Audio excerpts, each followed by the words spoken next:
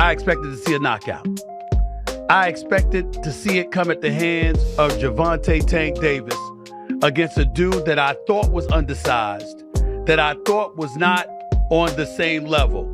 And my God, was I wrong. So I thought it was apropos that on this particular day, more than a week after Lamont Roach showed up at the Barclays Center in Brooklyn, New York, and let everybody know, yo, I'm no joke either. Y'all don't know who the hell I am.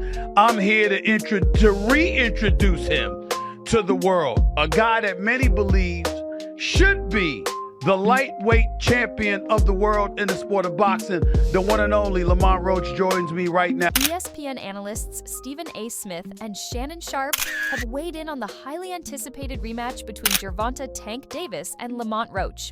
Both analysts were surprised that their first fight ended in a draw rather than a knockout, believing that the rematch will deliver a more definitive outcome. I expected to see a knockout. I expected to see it come at the hands of Gervonta Tank Davis against a dude that I thought was undersized, that I thought was not on the same level. Roach is not just your average everyday opponent. Roach is a person who knows Tank, who's been around Tank his whole life. This is a different fight. You can't put Roach to the side like that. With both fighters making key adjustments, this bout is set to settle the debate on who truly deserves the victory. Lamont Roach impressed fans and experts alike in the first fight, showcasing sharp skills and a well-thought-out strategy. While the match ended in a draw, Roach proved that he could compete at the highest level. In the rematch, he has a golden opportunity to refine his approach, focusing on speed, precision, and composure to secure a dominant win. His ability to adapt and build upon his previous performance will be crucial in proving his superiority and leaving no doubt about the result. Stephen A. Smith openly admitted he underestimated Roach, stating that everyone owed him an apology. Wipe the ting right back. I'm believing him. I didn't see him hurt or anything like that. I get that part. I saw him hurt when he got popped with a counter from Lamont Roach and he stumbled backwards because he got hit with a shot while throwing a punch in an earlier round. So I'm certainly not going to do that. Here's the important point to mention. All of us got to stand down and give Lamont Roach an apology.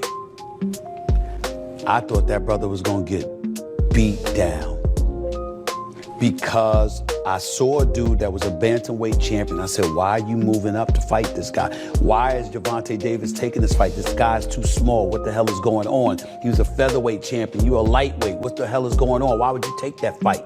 I didn't understand it. What I didn't know is that once Lamont Roach stepped into the ring, he would be the bigger fighter. What I didn't know is that once he was in the ring and he looked like the bigger fighter, he fought like the bigger fighter because, ladies and gentlemen, from opening bell, he walked right to Gervonta Davis. Walked right to him and stayed in his face all night long. If he backed up at all, ladies and gentlemen, it was 5% of the time. Initially, he believed Roach was too small to take on Davis, but he was shocked to see Roach fight like the bigger man, staying aggressive throughout the bout and absorbing Tank's best shots while firing back with confidence. Beyond the individual performances, Roach also exposed a long-standing criticism of Tank Davis, his tendency to carefully select opponents who favor his strengths. For years, that fight with Tank and Lamont Roach shows y'all how protected Tank has been for the past several years. And the people saying, oh, Tank know Lamont and he been respected Lamont because they fought in the amateurs, man, he was cherry picking Lamont, and really thought he was gonna get that win. But Lamont wasn't coming to play around. He stood his ground and fought back. And to be honest, he won the fight. The rematch is going to be a knockout. Davis has been accused of cherry-picking fights to maintain his dominance. While rematch, that next game, what do you do that you didn't do the first time? Is that a valid question? Well, I don't know if he pitched a shutout, but he definitely fought a perfect game. Perfect fight for him. For that fight, right? So above and beyond what we've ever seen from him, something that people who knew him and knew him personally knew that he has that in him, but being able to do it on the big stage underneath those lights, that's a whole different thing. He was able to do it. It was packed in there. It was 19,000. I was in the room. I mean, they were literally booing him when he was on the Megatron above the ring.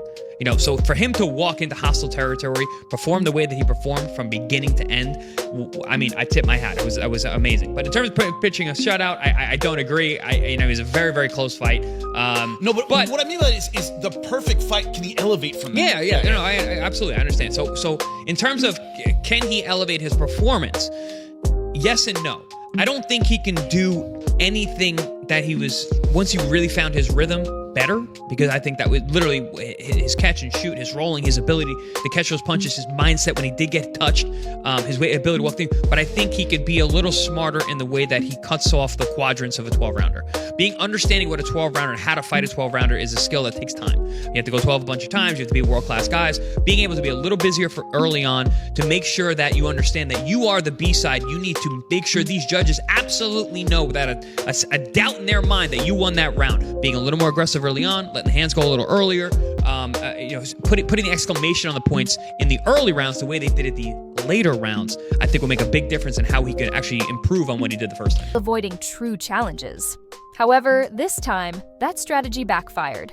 Roach came prepared, proving that he was no easy opponent and that Davis would not be able to rely on his usual tactics against a well-disciplined and strategic fighter. Boxing star Shakur Stevenson also analyzed Roach's performance, emphasizing how effectively he executed his game plan. Both saying like, you know, that's something that y'all would do. You sparred Lamont before, right? For sure, yeah. Actually, he was the one who got me ready for Oscar Valdez. Oh, Lamont Roach did? Right, yeah, Lamont Roach was the guy who really got me ready for that fight. What was the work like? It was good work. You know, honestly, that was one of the reasons why I bet tonight. Because I knew what I was in the ring with. Like, I knew that he wasn't no pushover, he wasn't no slouch. And when I seen that, I said, okay, when he fight Tank, I know that it's going to be the fight that I assumed it to be honest. Hold on, because you was saying that, I ain't gonna lie, you was on Twitter been saying, like, you feel like, I don't know, you didn't say Lamont was gonna win, but you just kept making it like, you know what I'm saying? I don't even know what you were saying, but you kept alluding to Lamont was gonna do something. So, like, you saying you seen this, the way the fight played out based on how your sparring session went? I'm not gonna say how the sparring session went just because of the fact that I'm a different fighter than what Tank is. Yeah. And it's like sparring and fighting two different things.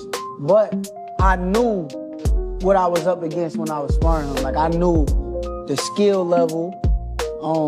And I also, like, I watch boxing, so I go back and watch. And these guys go back and watch, and they looking like, okay, well, he was in front of this guy, so it was this, but styles make fights. And I know that Tank is shorter. He's fast, but Lamont got good defense. And I just knew exactly how that fight was gonna go. I told everybody that Lamont was gonna be the one pushing forward. Tank was gonna be the boxer, and it literally looked exactly how I thought it was gonna look. How did you see the actual fight? Like, let's break it down, because you was ringside. You sat. I saw you on Twitter. They showed the videos of you ringside.